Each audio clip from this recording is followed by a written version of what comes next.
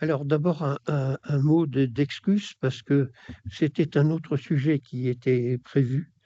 Malheureusement, je souffre depuis, la fin du mois d'août, d'ennuis de santé très sérieux et j'étais obligé de remplacer ce sujet par celui que vous allez entendre ce soir, mais vous ne serez pas volé pour 2 raisons. D'abord parce que le sujet de ce soir, vous verrez, c'est un très beau sujet. Je suis certain qu'il vous intéressera et ensu la deuxième raison, c'est que, le sujet qui était prévu n'est pas du tout annulé. Il est simplement, reporté à une date qui sera favorable dans le courant de l'année 2026 en fonction du programme que le bureau, fixera en mars prochain. Voilà, c'est ce que je peux dire. Ce qui veut dire que, heu, ce cette conférence qui était prévue, n'aura pas lieu avant le printemps ou l'automne du mois prochain. Et je dirais même plutôt, pas avant l'automne. Bon, donc ce soir, nous avons comme sujet le futur maréchal de Toiras et le futur cardinal Mazarin, que vous voyez d'ailleurs à travers ces 2 très, très, très belles, médailles. La seconde, c'est moi qui l'ai choisie et la première, ben, rendons à César ce qui est à César. C'est Inès qui l'a choisie et elle est effectivement, très, représentative.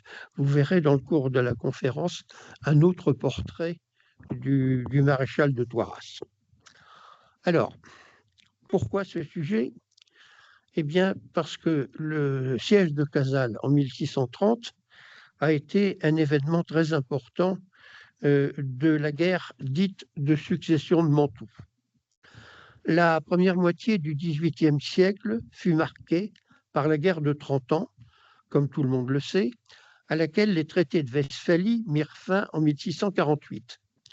L'importance de cette guerre européenne fait parfois oublier qu'il se déroula pendant cette période une autre guerre, également importante, bien que beaucoup plus courte, puisqu'elle dura de 1628 à 1631. Ce fut la guerre dite de succession de Mantoue, au cours de laquelle les armées de l'empereur, du roi d'Espagne et du roi de France s'affrontèrent. Au XVIIe siècle, une famille célèbre, les Gonzague, possédait en Italie du Nord 2 petits duchés souverains, celui de Mantoue et celui de Montferrat, qui étaient placés d'une façon stratégique. Pour Mantoue, entre le Milanais espagnol et les États de la République de Venise; pour le Montferrat, entre le Milanais espagnol, de nouveau, et le Piémont, où le duc de Savoie avait installé sa nouvelle capitale, Turin. Donc, en raison de ces positions stratégiques majeures, ces 2 petits duchés étaient très convoités, tant par l'empereur que par le roi d'Espagne et le duc de Savoie. Un petit point d'histoire. C'était grâce à Charles Quint que les marquisats de Mantoue et de Montferrat étaient devenus des duchés, l'empereur ayant récompensé le marquis de Mantoue, qui avait vaillamment combattu les Français à son côté. C'est important parce que, vous verrez, cette histoire est très compliquée, donc il faut bien en suivre le déroulement pour comprendre l'existence de ce siège. L'empereur avait alors érigé en duché le marquisat de Mantoue et favorisé le mariage du prince de Gonzague qui le possédait avec la princesse paléologue, donc qui descendait de Byzance, marquise de Montferrat. Cela permit de réunir les 2 territoires sous la même souveraineté des Gonzague. Et en 1575, le marquisat de Montferrat fut érigé en duché. Décédé en 1540, le duc de Mantoue et marquis de Montferrat avait laissé 3 fils. L'aîné épousa Catherine d'Autriche, donc une alliance impériale, mais qui lui succéda sans postérité de 1540 à 1550. Son successeur fut alors son second fils Guillaume, qui régna de 1550 à 1587 et auquel succéda alors son propre fils, le fils de Guillaume, Vincent Ier, qui régna de 1587 à 1612. 1612 sera déjà une date importante pour le sujet qui nous occupe. Vincent Ier épousa successivement Marguerite Farnèse, puis Éléonore de Médicis. Vous voyez que ce sont des gens qui ont des mariages très importants, des mariages prestigieux avec des familles régnantes ou quasi-régnantes. Le troisième fils, et là, ça nous intéresse de plus en plus. Ludovic de Gonzague était né en 1539, peu avant la mort de son père. Lorsque son frère François III épousa Catherine d'Autriche en 1549, il fut alors envoyé à la cour de France auprès de Henri II dans un souci d'équilibre entre les rois de France et les Habsbourg. Vous voyez, les Gonzague, tout en étant redevables envers l'empereur, ils ne tiennent pas quand même à se brouiller avec le roi de France. Ils ont deux petits duchés indépendants, mais situés entre des États très importants. Donc, ils font des alliances d'un côté, des alliances d'un autre. Ils sont obligés de ce qu'on appelle en politique louvoyer. Mais ils étaient très habiles en matière d'affaires étrangères. Ludovic de Gonzague, naturalisé français, tout en demeurant prince de Mantoue, et c'est ce qui est très important, il gardait ses droits éventuels à la succession de Mantoue et de Montferrat, fit en France un brillant mariage.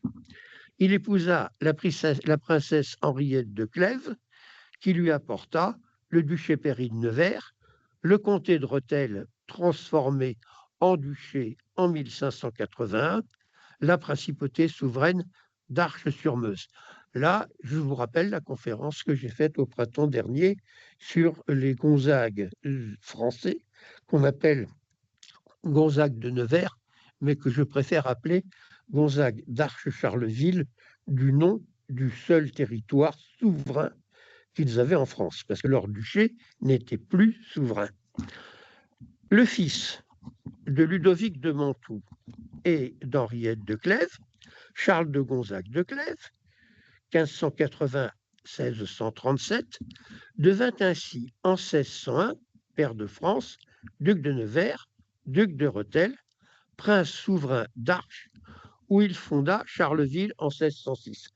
Tout ça, ce sont des choses que vous connaissez bien, puisque nous en avons parlé il y a quelques mois. Charles de Gonzague de Clèves, bien que français, était par le sang cousin germain du duc de Mantoue et de Montferrat, Vincent Ier. C'est ainsi qu'à la mort de ce dernier en 1612, il vint immédiatement dans l'ordre de succession des duchés de Mantoue et de Montferrat, après les trois fils de Vincent Ier. Ça, c'est intéressant parce qu'il se rapproche effectivement de cette succession italienne. Et d'ailleurs, je vous l'avais indiqué à l'époque, ça se traduit dans la frappe de ses monnaies. Il change à cette occasion ses armoiries. Donc, il vient après les trois fils, François IV, qui meurt très peu de temps après son père, dans la même année 1612, Ferdinand Ier, qui règne de 1613 à 1626, sans laisser de postérité masculine. Il faut déjà lui enlever sa situation de cardinal, parce qu'il était cardinal. Il faut le réduire à l'état laïque pour qu'il puisse régner et se marier. C'est déjà un peu compliqué. Enfin, Vincent II, de santé précaire et sans postérité, qui régna un an, de 1626 à 1627. François IV, Ferdinand Ier et Vincent II, les trois frères, étaient donc des cousins issus de Germain, avec Charles de Gonzague de Clèves, leurs plus proches parents, qui, bien que devenus français, n'avaient nullement renoncé à ses droits de succession. Comme je viens de le dire, en 1612 déjà, la succession de Vincent Ier et de son fils François IV, mort la même année, suscita des difficultés entre, d'une part, le jeune roi de France Louis XIII et, d'autre part, l'empereur, qui voyait d'un mauvais œil Charles de Gonzague de Clèves, le français, se rapprochait de la succession mantoue-Anne. Une solution fut alors trouvée, je viens d'indiquer, le cardinal Ferdinand de Gonzague fut réduit à l'état laïque pour pouvoir succéder à François IV et épouser, peu de temps après, Catherine de Médicis, parente de la reine de France, Marie de Médicis. Vous voyez comment tout est bien balancé d'un côté, d'un autre. Mais en 1626, la situation de 1612 se répéta. En effet, Ferdinand de Gonzague, à sa mort, n'avait eu qu'une fille, la princesse Marie de Gonzague, et c'est son dernier frère, mais qui était chétif, Vincent II, sans postérité, qui lui succéda. Juridiquement, Charles de Gonzague de Clèves, duc de Nevers et de Rethel, prince d'Arche-Charleville, devenait le successeur légitime de Vincent II. L'empereur était naturellement totalement hostile à cette solution qui conduisait à mettre un prince français vassal du roi de France sur le trône des duchés de Mantoue et de Montferrat, territoire stratégique en Italie du Nord. Donc vous voyez la guerre qui se profile, on la voit très bien venir. Vincent II et Charles de Gonzague étaient parfaitement au courant de cette situation. C'est pourquoi, afin d'accroître les droits de son cousin français, Charles de Gonzague de Clèves, Vincent II fit venir à Mantoue le fils aîné et héritier de ce dernier pour le marier à sa nièce, la princesse Marie, fille de son frère et prédécesseur, l'ex-cardinal Ferdinand. Donc, réunir vraiment les deux branches. Puis, il invita Charles à venir d'urgence à Mantoue, sentant venir sa mort prochaine. Charles arriva à Mantoue au début de l'année 1628. Vincent II était mort le 26 décembre 1627. Comme il fallait s'y attendre, l'empereur, en sa qualité de souverain du Saint-Empire romain germanique, refusa d'accorder à Charles de Gonzague de Clèves son investiture en tant que vassal pour les deux duchés de Mantoue et de Montferrat. Et il réserva cette investiture au profit d'un cousin éloigné de Vincent II, le prince Gonzague de Guastella, mais qui, lui, était tout dévoué à la cause impériale. Soutenu par Louis XIII et Richelieu, Charles de Gonzague refusa de se soumettre à la volonté impériale. Je vais vous montrer là maintenant Charles de Gonzague de Clèves. Alors, voilà Charles de Gonzague de Clèves. C'est une très très belle médaille, bien qu'elle ne soit pas frappée, mais coulée. Elle a été réalisée après la mort du prince, mais après, avec utilisation des tableaux et des médailles qui le représentent. Les médailles et les monnaies de Charles de Gonzague sont très très belles parce qu'elles ont été gravées par Nicolas Briot et Nicolas Marteau.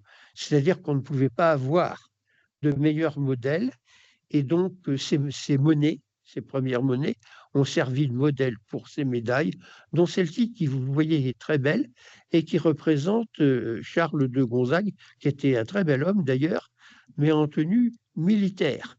Il porte la cuirasse.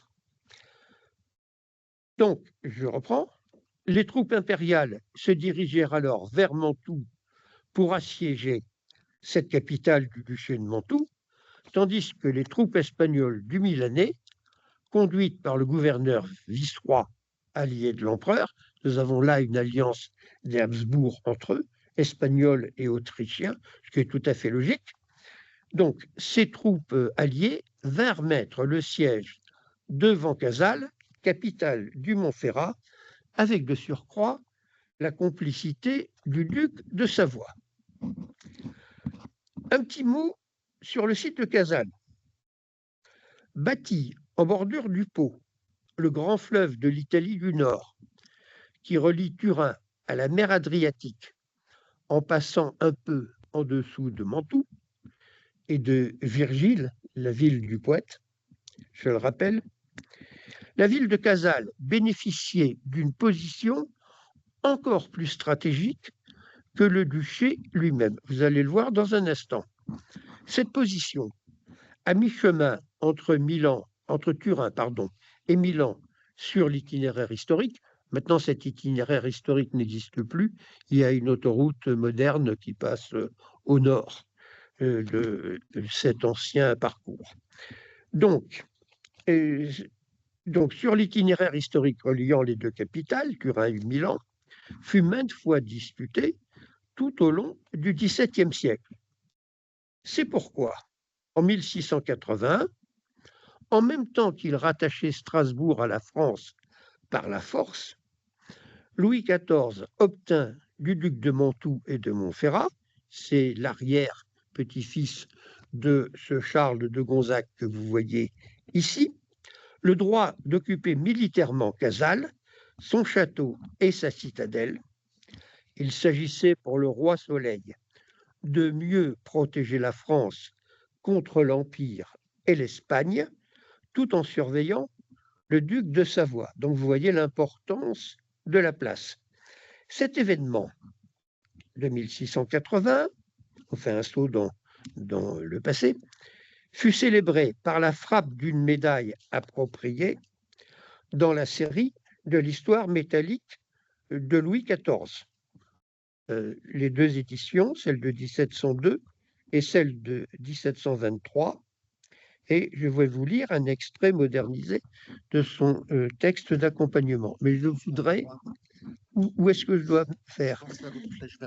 Là-bas? C'est celle-là que tu voulais mettre? Oui, c'est bon. Alors, voilà la très belle médaille de Louis XIV, de 1681. Et je vais vous la décrire parce qu'elle permet de bien comprendre les choses concernant Casale. Donc, voici un extrait du texte d'accompagnement que j'ai modernisé un petit peu par rapport à l'écriture du XVIIe siècle. Casale, capitale du Montferrat, située sur le Pô, est extrêmement forte d'elle-même. Elle est défendue d'un côté par une bonne citadelle et de l'autre par un château. Vous verrez dans un moment l'un et l'autre. Les Espagnols l'ont toujours regardée comme une place extrêmement nécessaire, soit pour la conservation du Milanais, soit pour tenir en quelque sorte le duc de Savoie dans leur dépendance. Depuis 1629 jusqu'en 1640, il l'avait assiégée 3 fois, et 3 fois, la France l'avait secouru. Le texte explique alors comment le duc de Mantoue et Louis XIV sont tombés d'accord pour l'installation de l'armée française dans cette place forte en 1681, le duc de Mantoue ne pouvant en assurer la défense lui-même face aux menaces répétées représentées par les Espagnols et le duc de Savoie. Voici la description de cette médaille. Le duc de Mantoue, il est debout, en face de Louis XIV qui est sur le trône. Le duc de Mantoue tient d'une main une enseigne où sont ses armes, et de l'autre main, il présente à Louis XIV, donc assis sur un trône, la ville de Casale, qui est la femme agenouillée. Celle-ci, donc, un genou à terre, offre au roi de France le plan de la citadelle. Le plan de la citadelle, c'est loin, donc on ne le voit pas très bien, mais moi je le distingue quand même parce que je le connais. Il est représenté sur le bouclier. Donc, les légendes tutélées, italiées, signifient la défense et la sûreté de l'Italie, tandis que Casalis arce infidem recepta veut dire la citadelle de Casale mise entre les mains du roi, 1681. Donc, ça vous montre l'importance de Casals, et nous allons examiner maintenant le second siège, celui de 1630, au cours duquel le maréchal de Toiras fait battre des monnaies obsidionales et où nous retrouverons, in fine, le cardinal Mazarin. Un premier siège a lieu en 1628, mais je n'en parlerai pas ce soir, ce sera pour autre chose. Nous avons un colloque en préparation, donc aujourd'hui je ne traite qu'une partie du sujet, les deux parties devant ensuite être réunies dans le futur RT-Sénat. Voilà, je vends un petit peu la mèche.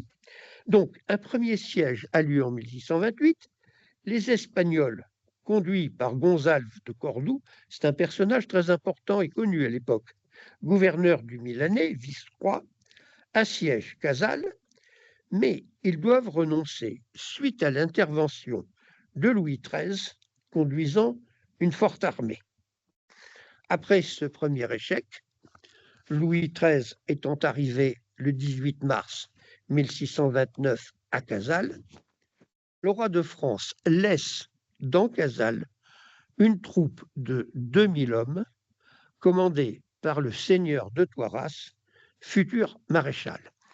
Et donc ici, nous allons voir la figure 3, c'est ça, voilà.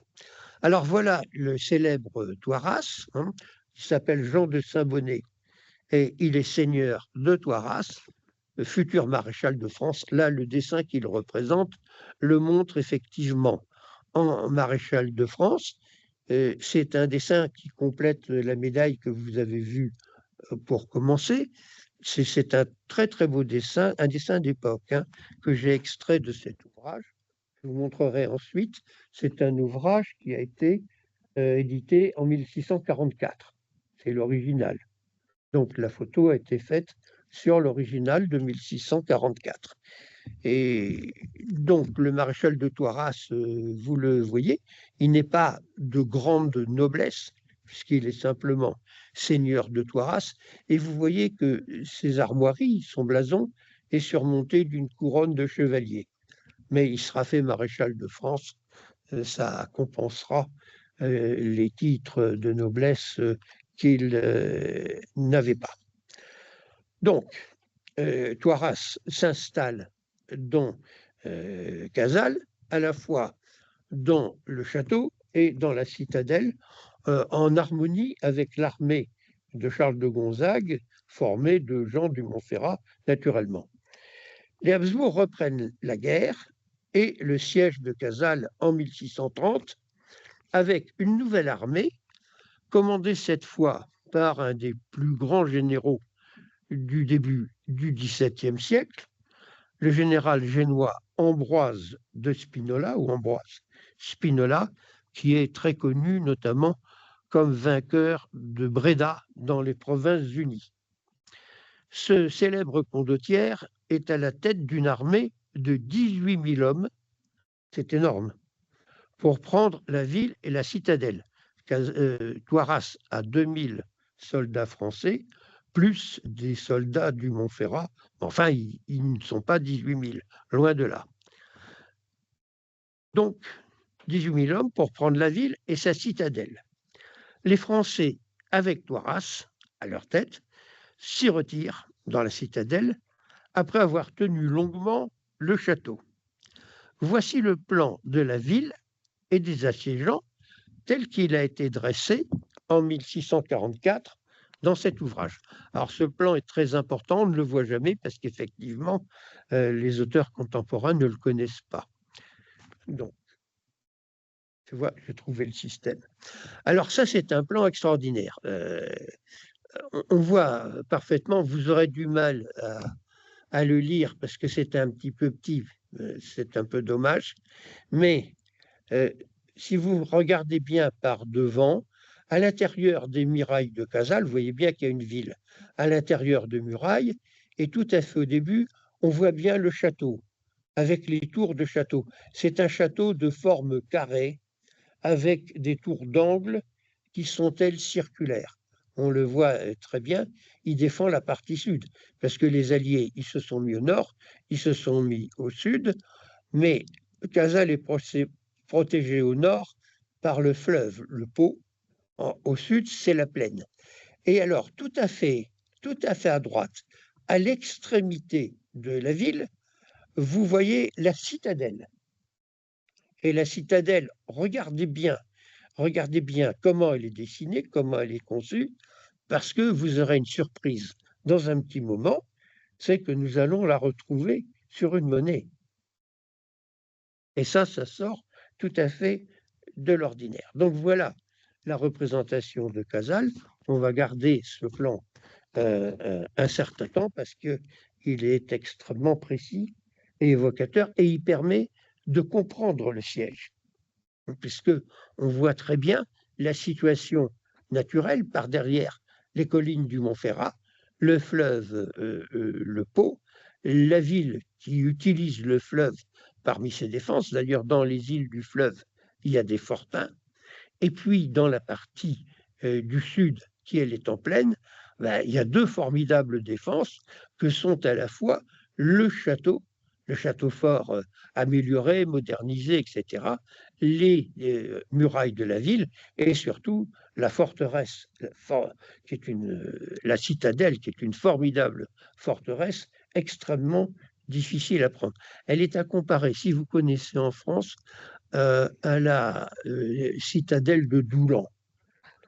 La citadelle de Doulan au nord d'Amiens, qui est vraiment un témoignage extraordinaire de ce genre d'architecture militaire de la période qui précède celle de Vauban. Et je crois que c'est le meilleur vestige que nous avons en France, puisque c'est une citadelle qui est vraiment impressionnante. Hein. Il faut la voir, tu la connais, Béatrice, il faut la voir pour s'en rendre compte. Alors, le siège commence en mai 1630. Selon Baudier, Toiras aurait dans un premier temps fait fondre sa vaisselle d'argent pour la transformer en monnaie, puisqu'il y avait un atelier monétaire à Casale qui battait monnaie avant le siège. Les espèces qu'il fit ainsi frapper ne sont pas connues. Peut-être, et je pense que la vérité se trouve là, s'agit-il des mêmes espèces que celles du siège précédent de 1628, mais cette fois non datées, parce que non datées ou avec la même date, mais sans avoir l'indication de valeur, parce que nous avons des pièces obsidionales de Casale avec la même date de 1628, mais les unes avec la valeur, les autres sont la valeur. Donc, comment dirais-je, Toiras a pu reprendre parfaitement les mêmes points. C'était difficile sans doute d'enlever la date, c'était très facile d'enlever la valeur. C'était une toute petite indication F20 en chiffres romains qui était très facile à retirer. Donc ça c'est possible, mais je n'en parlerai pas ce soir, puisque j'en parlerai à une autre occasion. Donc, je dis, de telles monnaies existent, on peut présumer, mais sans aucune preuve, qu'elles correspondent à cette première émission de 1630 décidée par Toiras et dont Baudier, l'auteur qui a écrit ce livre, révèle l'existence ici. Après cette première émission, l'argent vint à nouveau à manquer, c'est évident. Or, il fallait payer les troupes et acheter à l'extérieur les vivres nécessaires à la survie de celle-ci et de la population. Toiras fut alors contraint de faire frapper 4 monnaies de nécessité en cuivre remboursables à la fin du siège. Donc, c'était vraiment des monnaies de nécessité, mais contre remboursement. Alors, comment ce contre-remboursement a été organisé? Eh bien, grâce à une lettre de change de Richelieu, qui a été secondée par les banquiers de Lyon.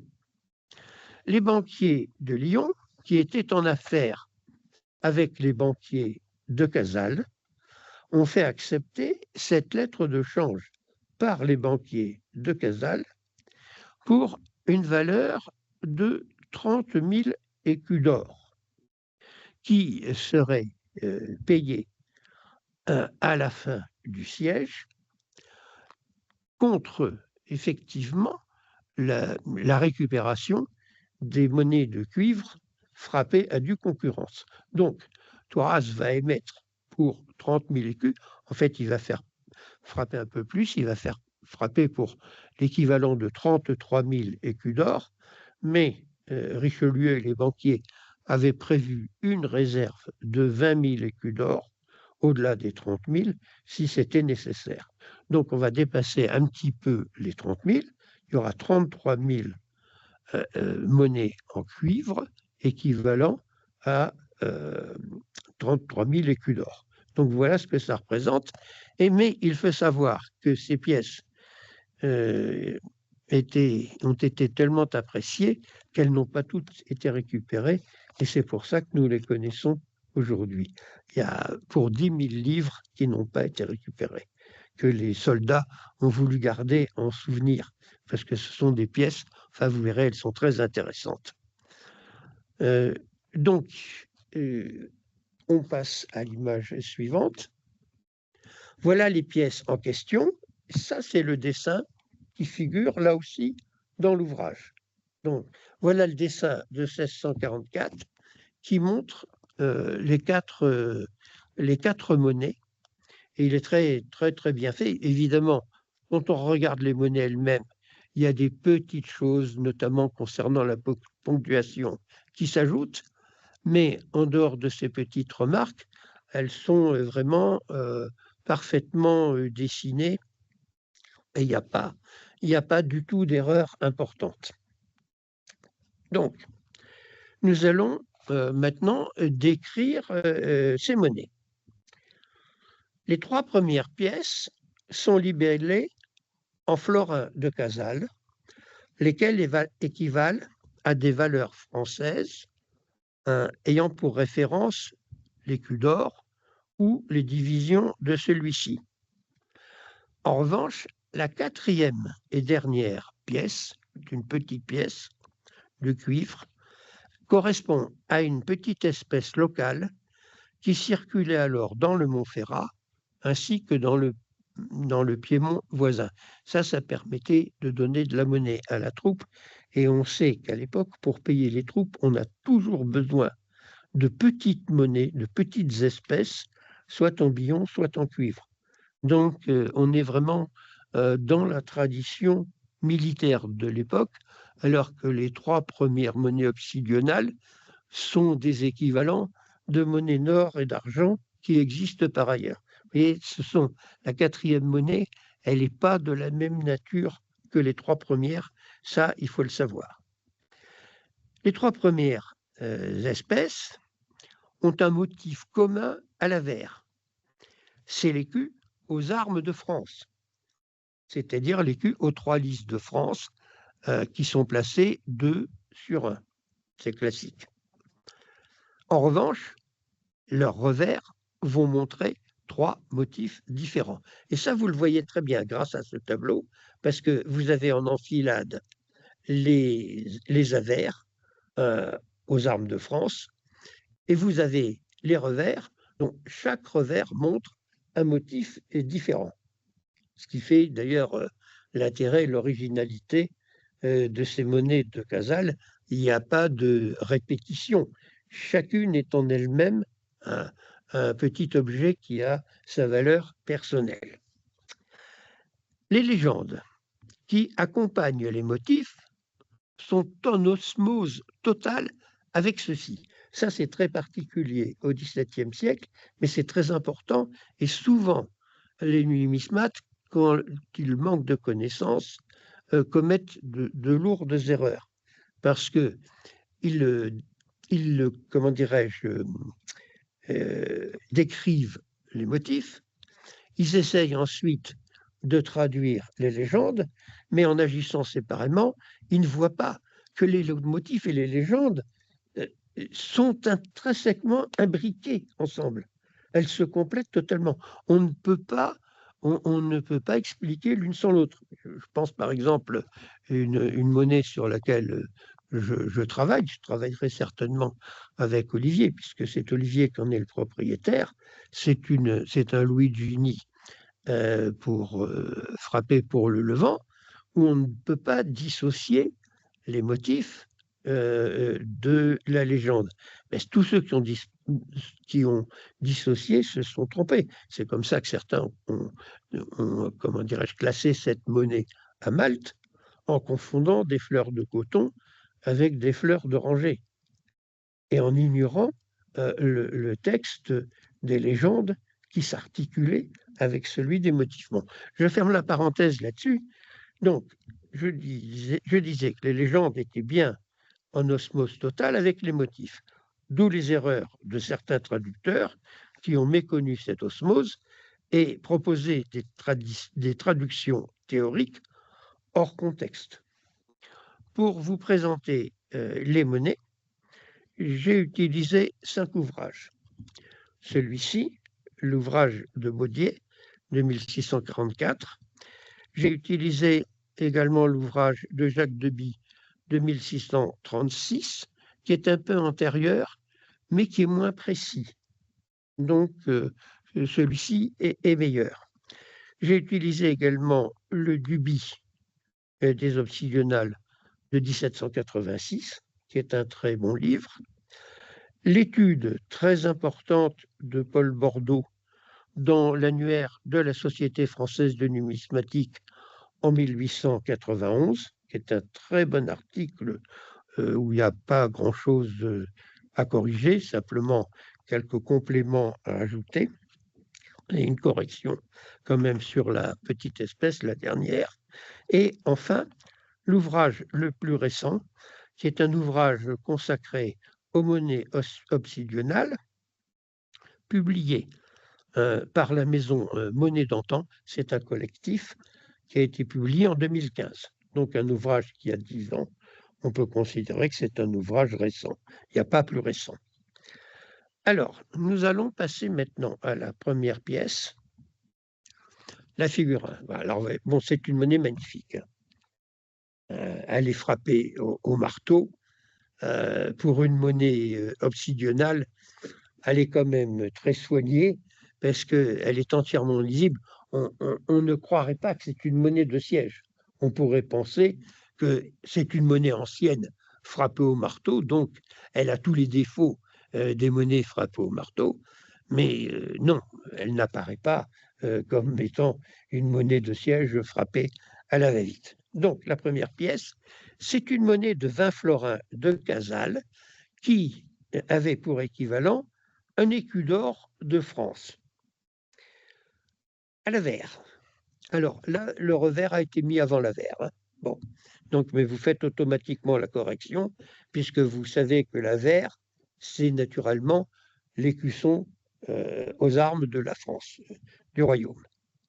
Donc, à l'avers, nous avons l'écu de France couronné, accosté de la valeur F20, c'est marqué à l'italienne, c'est-à-dire Fiorini florin 20 en chiffre romain, et entouré de la région, de la légende, Florescam instar aurum, et à l'exergue, tout en bas, Casale. Alors, la légende Florescam instar aurum signifie littéralement « je fleurirai parmi ceux-ci », ceux-ci étant naturellement les lys qui sont représentés. Donc, ça veut dire ma défense sera florissante comme ces lys, c'est-à-dire victorieuse. Bon, c'est un appel à la victoire, on y croit. Et d'ailleurs, ce sera un point commun à toutes ces monnaies que les auteurs qui m'ont précédé n'ont pas bien vu, parce qu'ils n'ont pas toujours très bien traduit ou n'ont pas toujours suffisamment accordé les motifs avec les légendes. C'est un aspect constant des 4 monnaies, c'est qu'elles partent toutes du postulat que Toiras gagnera. Il est vainqueur potentiel, il n'envisage pas du tout la défaite. Donc, ce sont des monnaies qui appellent à la victoire. Donc ça, je vous le dis parce que vous ne le trouverez dans aucun des ouvrages. Ça fait partie des résultats de mes recherches personnelles. Donc, ma défense sera florissante comme Célis, c'est-à-dire victorieuse. Au revers, nous avons deux allégories, celle de la justice et celle de la force, debout de face. La première, la justice, tient dans sa main droite une épée nue et dans la gauche une balance romaine. Alors, une balance romaine, c'est pour ça que à l'époque on dit des balances, parce que la balance romaine, elle est faite de deux balances. Nous disons aujourd'hui, comment dirais-je, nous avons deux plateaux et une balance. Mais donc, dans le terme ancien, il y avait des balances pour la balance romaine. Et cette deuxième allégorie symbolise, donc la première symbolise la justice, le glaive et la balance. La seconde est appuyée à une colonne qui symbolise la force. Ces deux allégories, alors ça, ce sont des symboles très traditionnels, mais qui montrent quand même que Toiras, son entourage, et il faut bien le dire sans doute aussi, les Italiens de Casale étaient des gens d'une réelle culture pour pouvoir imaginer des motifs et des légendes telles quelles. Ça, c'est un point très important. Ces deux allégories féminines sont entourées de la légende. Alors, une petite fleur pour commencer. Is ducibus omnia domantur, une autre petite fleur, et la date 1630. Et à l'exergue, nous avons une petite mention sous les deux femmes, toiracé, clipéo. Alors, littéralement, cela signifie avec ses chefs, ou bien sous les ordres de ses chefs, on peut tout dompter, d'une part, et d'autre part, avec le bouclier de Toiras. Paul Bordeaux, repris par Monnet d'Entente, traduit de semblables chefs permettent de vaincre toutes les difficultés. Là, on comprend mieux dans le langage d'aujourd'hui, qui n'est plus celui du XVIIe siècle. Et au lieu de dire avec le bouclier de Toiras, oui, mais ça veut dire Toiras est mon bouclier. C'est Toiras qui me défend, c'est Toiras qui me protège. Donc, le même auteur, Paul Bordeaux, adopte le point de vue de Jacques Deby en 1636, un des auteurs donc avec lequel j'ai travaillé. Donc, il adopte le point de vue de Jacques Deby concernant la justice et la force. La première marque la justesse de la cause de Charles de Gonzague, qui est dans son bon droit, et quant à la seconde, la force de Toiras, qui doit conduire les HTG à la victoire. Donc, voilà pour cette première monnaie, la plus grosse. Vous voyez qu'elle est quand même extrêmement intéressante parce qu'elle est non seulement très rare, elle est également très belle pour une monnaie frappée au marteau, mais elle est passionnante par son contenu. Parce qu'entre les légendes et les motifs, bon, on vole quand même assez haut. Hein. Ça change, si vous travaillez sur les monnaies obsidionales, et je l'ai fait, ça change de beaucoup de monnaies obsidionales qui sont très communes, où on vous met simplement un écusson et un tout petit texte, voire simplement la valeur. Là, on est quand même dans un autre monde, on est à un autre niveau. Ensuite, la deuxième pièce. Alors, la deuxième pièce, également extrêmement intéressante, elle correspond à un demi-écu d'or de France. Nous avons toujours, alors, encore une fois, nous avons le revers placé avant l'avers, mais je commence par l'avers. À l'avers, nous avons un écu de France couronné, toujours, accosté de F10, c'est-à-dire Fiorini 10, un 10 florin. Et cet écu est entouré de la légende Aurum auxilio non opprimar. Duby En 1786, on donne une traduction littérale, par leur aide, sous-entendu celle des lys, je ne succomberai pas. Et Paul Bordeaux, repris par Monet d'antan, lui écrit, grâce à leur aide, c'est un petit peu plus précis, c'est un petit peu mieux, grâce à leur aide, je ne succomberai pas. Donc, encore une fois, on va gagner. Vous voyez, c'est ce leitmotiv que l'on va retrouver en chacune des 4 pièces. Le revers maintenant. Alors, le revers est très, très, très intéressant parce que le motif, je commence par le motif, il représente une princesse couronnée. Cette princesse symbolise Casale. Donc, la ville de Casale siégeant sur un trône, hein, parce qu'il ne faut quand même pas oublier que le duché de Montferrat, donc Casale est la capitale, est un duché souverain. Le duc de Montferrat est un duc souverain, le duc de Mantoue et de Montferrat.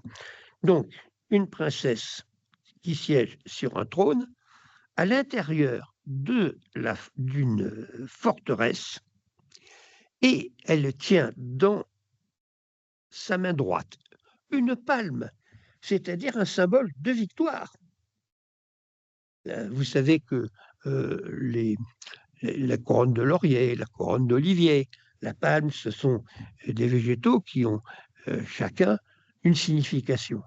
La palme est un symbole de victoire. Donc, elle tient une palme dans sa main droite, donc c'est toujours la même chose, on va gagner.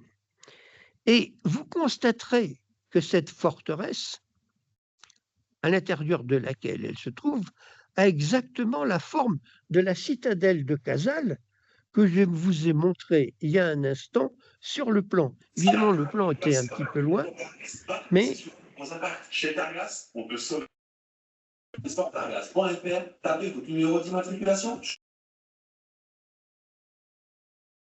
Mais c'est exactement sur la monnaie la transposition de la forteresse de Casale avec ses 6 côtés et à chaque pointe un bastion de protection. Vous retrouvez entièrement cette conception. Si je pouvais vous montrer ensemble la pièce et le plan de Gaudier, vous verriez que c'est exactement la même chose. Donc, tout autour, nous avons une légende, Tentata sed incorrupta, avec 1630 et Casale. Alors là, c'est un exemplaire qui n'a pas la date de 1630. Il y a des exemplaires avec 1630, il y avait des exemplaires sans 1630. Bon, c'est variable. Cet exemplaire-là n'a pas la date de 1630. Selon Jacques Deby, la femme couronnée qui représente Casale est une jeune vierge soumise à la tentation, mais qui ne se laisse pas corrompre. D'où une autre traduction de Paul Bordeaux, à savoir assiégée, mais imprenable. Ou encore, on pourrait dire tentée, mais incorruptible. Donc, vous voyez la signification que l'on peut donner à cette légende. Et bon, la tentation, évidemment, ce sont les ennemis qui sont là, qui veulent prendre, et qui utilisent d'ailleurs tous les moyens. On va le voir avec la pièce suivante. Et donc, cela, c'est vraiment très intéressant parce qu'on a cette représentation de Casale assiégée dans sa forteresse, mais qui tient encore la palme de la victoire et qui dit, bah oui, bah, on veut me corrompre, mais ça ne prendra pas. Je suis incorruptible. Donc, vous voyez, ça galvanise vraiment les gens. Nous allons passer maintenant à la troisième monnaie. Ah non, qu'est-ce que j'ai fait? Non, c'est avant. Je me suis trompé là. La troisième qui y était. Voilà, la voilà. Alors, un peu moins bien conservée, malheureusement, si on n'y voit pas assez, on peut reprendre au plan, hein, si vous estimez que c'est nécessaire. Donc, la troisième pièce, c'est une pièce de 5 florins de Casals qui correspond à un quart d'écu d'argent de France. Parce que nous avions donc les deux précédentes, demi-écu d'or et écu d'or. Donc, si je reprends toujours le côté de l'avers, c'est-à-dire l'écu de France couronné, accosté de F5, hein, Fiorini 5 florins. Nous avons d'ailleurs là un chiffre arabe et non plus un chiffre romain. Et donc cet écu de France est entouré de la légende Vos, Candidi, mais Puram, sous-entendu Cervaté, indique Baudier, avec une petite ponctuation intermédiaire de fleurs et de trèfles, que cette légende que Paul Bordeaux traduit par « Ô guerriers loyaux, conservez-moi intact ». Duby, repris par Monet d'antan, traduit « Ô sincères Français ». Ça, c'est pour Vos, hein, c'est-à-dire vous, en fait. Donc, vous, les Français, conservez-moi intact. Bon, et bien évidemment, vous rapprochez tout de suite cette légende de la précédente, Tentata sed incorrupta. Ça marche tout à fait ensemble. Vous voyez? Donc, non seulement à l'intérieur de chaque monnaie, les légendes et les motifs se complètent totalement, mais en plus, les monnaies se complètent les unes par rapport aux autres, hein. Donc, c'est pour ça que c'est une série absolument passionnante. Maintenant, le revers. Nous avons à droite une sirène. Bon, moi, je la distingue bien parce que j'ai l'habitude. Je vous dis encore une fois, si c'est nécessaire, vous me direz, on peut repasser à la planche. Donc, à droite, une sirène, symbole de la ruse, ayant le bas du corps terminé par une queue de poisson. Ben oui, une sirène, hein, c'est normal.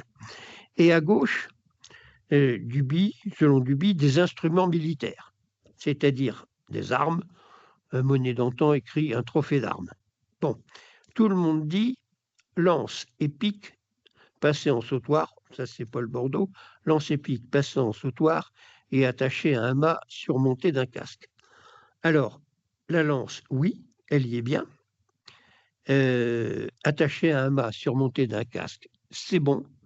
En revanche, il n'y a pas de pique. Ils confondent tous une grande flèche avec une pique. Mais la pique, elle est dans d'autres monnaies, notamment la pique espagnole. Elle est dans d'autres monnaies, mais elle n'est pas là. Et là, nous avons croisé une grande flèche et une lance. C'est une lance qui correspond à ce qu'on voit dans les tournois, par exemple, la lance par laquelle Henri II a été tué. Bon, donc nous avons une lance de ce genre qui est une lance de combat de l'époque, mais nous avons une très grande flèche, parce que les très grandes flèches servaient aussi pour mettre le feu pendant les sièges, parce qu'on enflammait de très grandes flèches, et ces très, très grandes flèches étaient tirées avec des canons qui passaient par-dessus les murs des forteresses et qui déclenchaient des incendies. Voilà, excusez-moi ce petit aparté pour expliquer. Donc, en fait, nous avons bien une lance et un mât surmontés d'un casque, mais une grande flèche au lieu de la pique. Le trophée d'armes incarne la force, la sirène, les ruses et les stratagèmes. D'où la légende circulaire, alors je vais vous la lire, mais là, elle n'apparaît pas très très bien. Nec vi, nec fraude, littéralement, ni violence ni ruse, ce qui signifie que Casals ne sera prise ni par la violence ni par la ruse. C'est à mettre en rapport avec la pièce précédente où on avait Tentata sed incorrupta. Vous voyez encore la logique de ces monnaies. Et sous les deux allégories, nous avons Casals et 1630. Alors, la quatrième pièce, je ne peux pas vous la montrer parce que je ne l'ai pas. Il y en a une au cabinet des médailles, heureusement. Et on peut peut-être remettre le plan. On va la voir sur le plan. Voilà.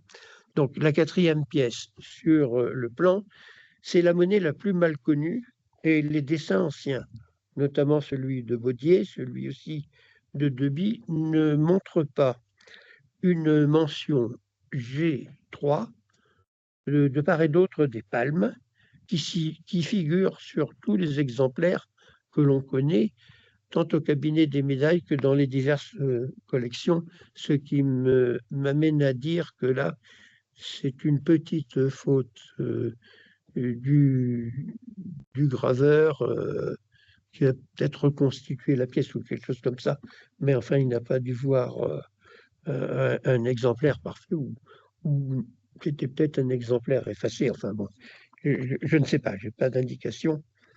Donc, Paul Bordeaux considérait cette pièce comme un tiers de quart d'écu français, donc l'équivalent d'une pièce de 5 sols de France.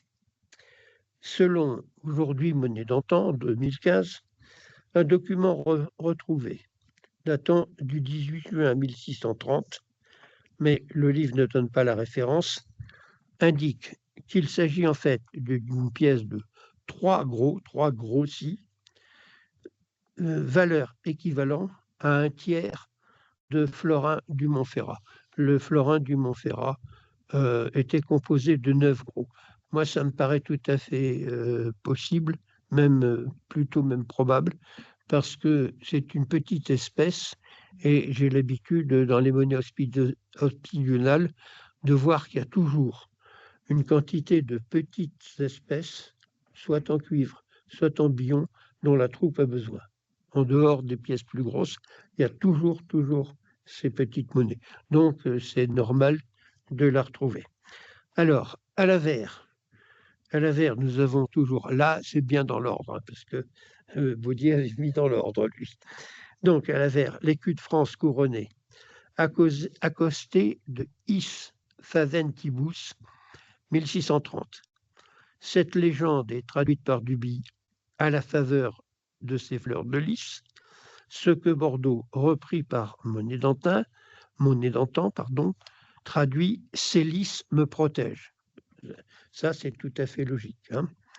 On retrouve encore la philosophie des pièces précédentes. Au revers, nous avons un C pour Casal, entre deux palmes couronnées, entourées de la légende Oppressa bis exaltor. Donc, Oppressa bis exaltor, là, nous avons deux traductions différentes. Duby traduit par « étant opprimé », je suis 2 fois exalté, c'est-à-dire 2 fois vainqueur, ce qui est homogène avec les 2 palmes. Les 2 palmes font allusion aux 2 sièges infructueux. Bon, mais c'est une anticipation pour le deuxième, parce que là, nous sommes au deuxième. Encore une fois, Toiras et ces gens sont persuadés qu'ils vont gagner. Mais donc, ils s'affirment pour leurs troupes, c'est très bien. Donc, on anticipe, il y a une anticipation sur la deuxième victoire. Et Bordeaux, suivi par Monnaie d'antan, traduit « Je m'enorgueillis d'être assiégé 2 fois ». Bon, donc, les 2 traductions sont tout à fait possibles, mais l'une comme l'autre, disons, pour signification qu'on se réjouit d'avoir survécu, disons survécu, oui, à 2 sièges. Donc, voilà ce que l'on peut dire pour ces 4 monnaies. Nous allons nous remettre en position. Voilà, au début de septembre 1630, la situation de Casal devient intenable. Le 13 septembre, la reddition de la place est décidée si elle n'est pas secourue avant le 15 octobre. Mais le 25 septembre, le général assiégeant, le général Ambroise Spinola, meurt d'une épidémie de peste qui atteint l'armée des Espagnols et impériaux, les assiégeants. Et donc, ils sont en moins bonne position pour prendre la ville. Par ailleurs, l'armée de Louis XIII a franchi les Alpes, elle a forcé le pas de Suse défendu par les Savoyards, tout ça ce sont des faits historiques qui sont très connus, et elle se dirige à marche forcée vers Casale pour secourir Toiras. Alors, l'armée française n'arrive pas le 15, mais la mort de Spinola a quand même beaucoup réduit les ardeurs des assiégeants, et l'armée française arrive le 22 octobre, c'est-à-dire seulement une semaine après, à Casale. Elle a été annoncée à l'avance, ce qui fait que ça a redonné des forces aux assiégés pour contenir l'armée d'en face. Donc, l'armée française arrive devant Casale le 22 octobre, et le 26, 4 jours plus tard, les deux puissantes armées, d'une part l'armée française, d'autre part l'armée hispano-impériale, se retrouvent face à face, prêtes à en découdre. C'est alors que survient un événement extraordinaire, totalement inattendu. Alors que les deux armées, rangées en ordre de bataille, sont prêtes à s'affronter, c'est-à-dire à s'entretuer. Il ne faut pas oublier la bataille de Marignan, elle n'a qu'un siècle avant. Bon, ça a été une véritable boucherie. Il faut dire que ces batailles en plaine entre deux armées face à face, ça fait beaucoup, beaucoup de dégâts. Donc, alors que ces deux armées s'apprêtent à s'entretuer, un cavalier intrépide surgit au galop dans l'espace neutre qui sépare encore les deux armées. Agitant son chapeau sans relâche, il crie sans arrêt « Pace, pace, paix, paix » en direction des belligérants.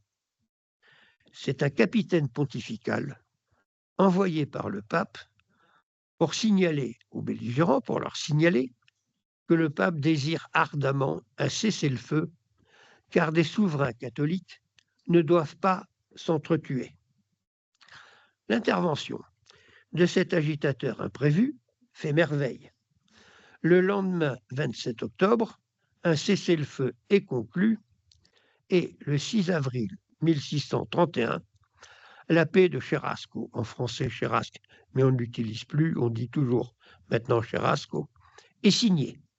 Cette paix consacre la victoire de la solution française avec la reconnaissance de l'ensemble des droits de Charles de Gonzague de Clèves sur les duchés de Mantoue et de Montferrat, cette reconnaissance incluant l'investiture que l'empereur accepte maintenant de lui accorder. La numismatique nous a laissé deux témoignages significatifs de ces événements du 26 et du 27 octobre. D'abord, un très rare jeton de Louis XIII, le voilà. En laiton non daté, qui montre la citadelle de Casale. Nous la retrouvons telle que nous l'avons vue sur la monnaie, telle que nous l'avons vue sur le plan de Baudier. Donc, la citadelle de Casale contenant l'inscription suivante. Je laisse de côté les inscriptions circulaires parce qu'elles n'ont aucun intérêt et aucun rapport avec Casale. Donc, ce n'est pas la peine de perdre du temps avec ça. Ce qui nous intéresse, c'est la légende centrale à l'intérieur de la citadelle. Casale Servato, anno 1630, octobre 27. Casale sauvé le 27 octobre de l'année 1630. Ce jeton, dont les autres légendes ne présentent pas d'intérêt par rapport à Casale, semble avoir été gravé par Jean Varin, c'est parce que c'est vraiment son style, alors conducteur de la monnaie du moulin. En 1630, il est en place, donc ça correspond tout à fait aux autres gravures qu'il a réalisées à l'époque et qui sont tout à fait semblables. Quant au cavalier pontifical intrépide, ce capitaine pontifical jusqu'alors inconnu, il ne tardera pas à connaître une très brillante carrière. D'abord, comme vice-légat du pape en Avignon, sous le nom de Giulio Mazzarini, puis comme cardinal et Premier ministre de la France, sous le nom de Jules Mazarin. Son initiative du 26 octobre 1630 sera immortalisée par 2 médailles dont on ignore si elles ont été frappées de son vivant.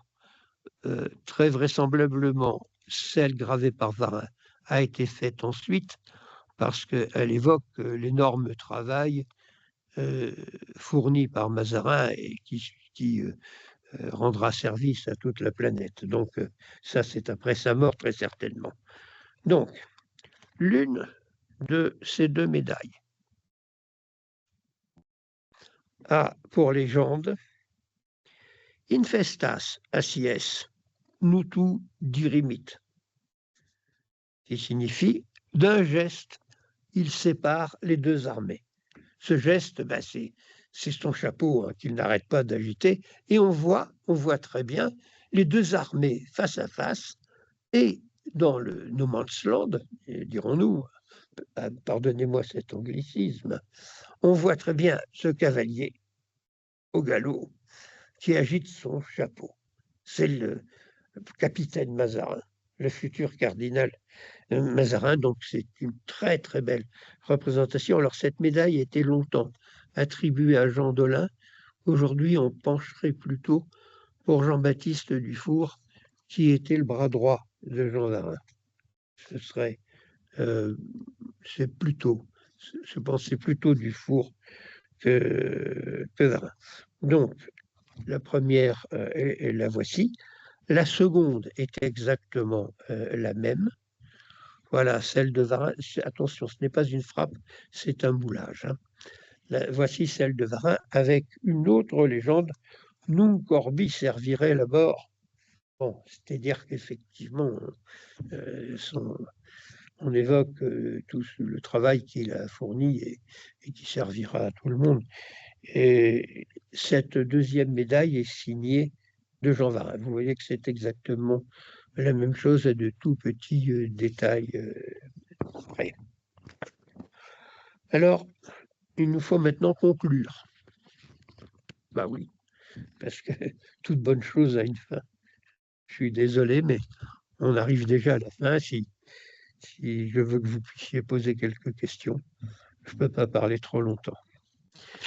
Louis XIII et Richelieu ne furent pas récompensés de leur engagement actif et préférentiel envers Charles de Gonzague de Clèves, devenu duc de Mantoue et de Montferrat, tout en gardant l'ensemble de ses possessions françaises, Nevers, Rethel, Arches, Charleville et autres. Charles de Gonzague fut le grand vainqueur du traité de Cherasco.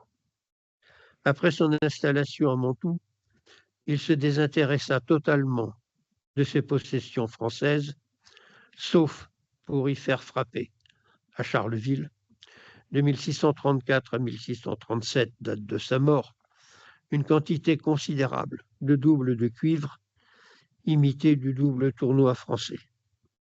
Ces émissions énormes, des millions de pièces, effectuées au détriment des finances françaises, il faut bien le dire, alors que dans le même temps, il ne cessait de demander à la France de l'aider financièrement.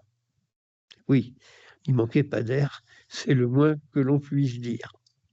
De surcroît, il gouverna ses duchés de Mantoue et de Montferrat à l'italienne, c'est-à-dire en fonction des seuls intérêts de ces États, sans tenir compte des intérêts de la France en Italie, qu'il aurait dû normalement favoriser.